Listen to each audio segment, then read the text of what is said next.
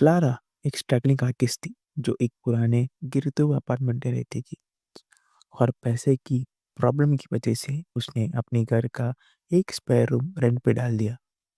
कुछ ही घंटों में एक मिस्टर ग्रे का रिप्लाई आया जिसने कहा कि वो 3 महीने का एडवांस कैश देगा और सिर्फ एक कंडीशन रखेगा, प्राइवेसी। जब क्लारा उसे पहली बार मिली तो वो लंबा सफ़ेद और बिल्कुल चुप था। उसे उसने बस इतना कहा कि वो आज ही शिफ्ट होना चाहता है और उसका रूम हमेशा लॉक्ड रहेगा। दिन बीतने लगे और क्लारा ने कभी उसे बाहर जाते नहीं देखा।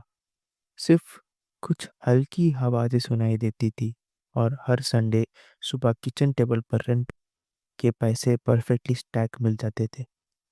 एक रात उसने नॉकिंग सुनी पर हवा पर जवाब नहीं आया। सुबह तक उसने देखा कि उसके दरवाजे के नीचे पूरी डस्ट इकट्ठा हो गई थी, जैसे उसे खोला ही ना गया हो।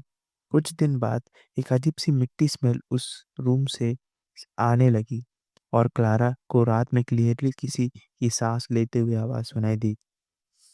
डर के मारे उसने लॉक तोड़ा और अंदर घुसते ही देखा कि पूरा रूम खाली था।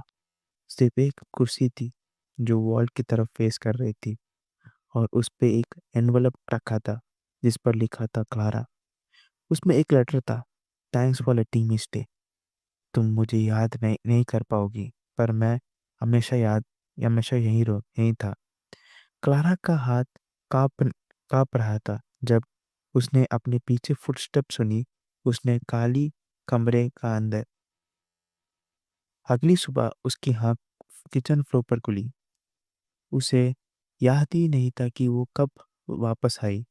स्पेयर बेडरूम फिर से लॉक था और किचन टेबल पर रेंट के पैसे रखे थे, पर इस बार दो एनवलप थे। दोनों पर लिखा था क्लारा।